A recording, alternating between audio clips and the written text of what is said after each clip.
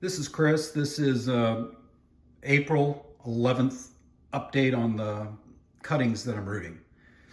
It is actually spitting snow out there today, and it's about 37 degrees, so nothing is sticking to the ground.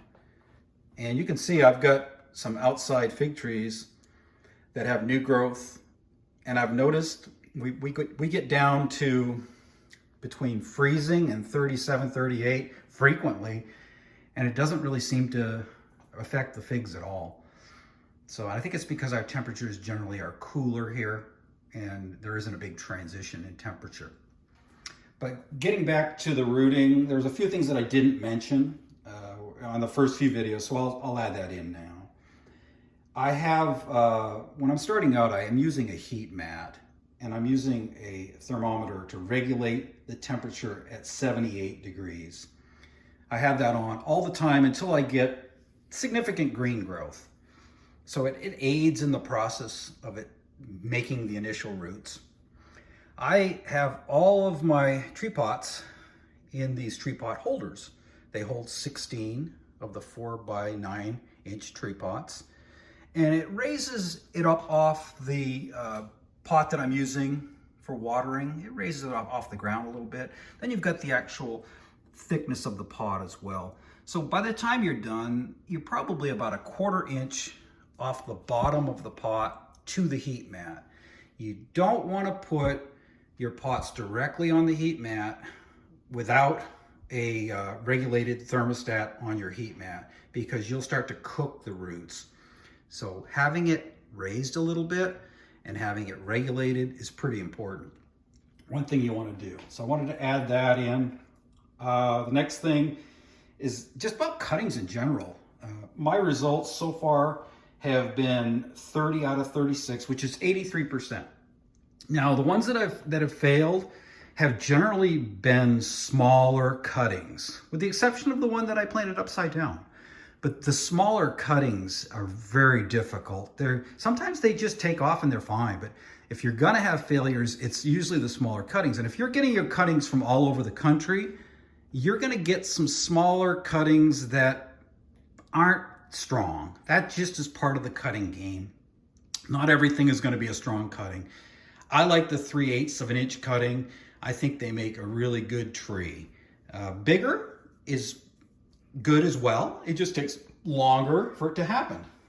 This is my Turk over here. You can see that's a monster cutting. Thing's well over a 1/2 inch. But it's also created a really nice tree. And if you look at the diameter of where it's starting and attaching, it's thick. And that's what you get with the bigger cuttings. You get a thicker diameter there, and it just takes longer to root. But once it gets going, it has a lot of energy inside that big cutting, and it just turns into a great little tree. But my favorite size is still probably the size of this Crows that I cut over here. You can see it's about 3/8. This was a 3-node cutting, and look how nice and thick where it attaches. Look how nice and thick that is. If I can get a better view of it. Let's see if I can get over here. Yeah, right there. That's just wonderful.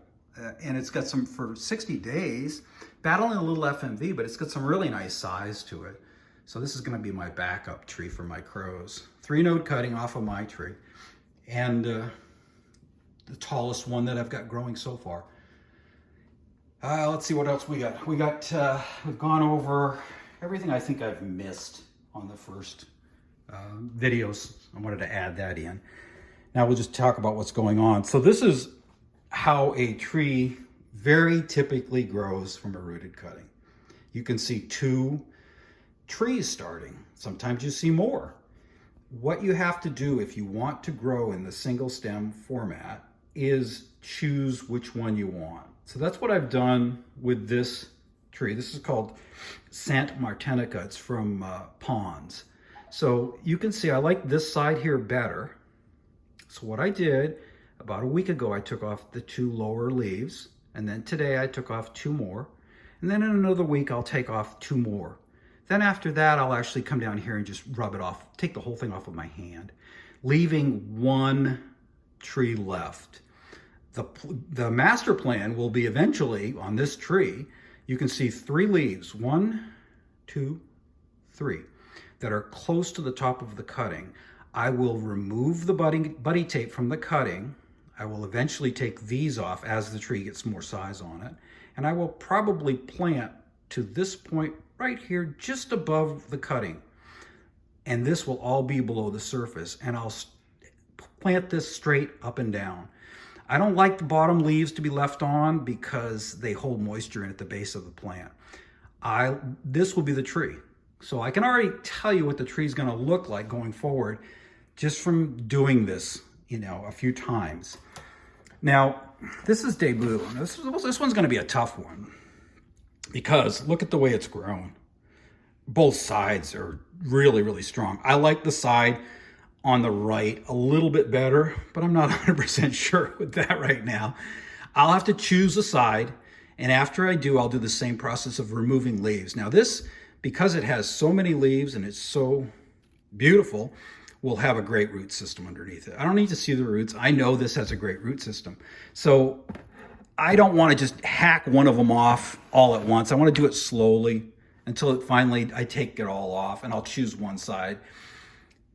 But when you've got something that's this well developed, you know it's going to have a good root system because it has so much green that there's so much transpiration going on through the roots, moisture coming up through the roots into the plant and coming out through the leaves, that forces strong root growth.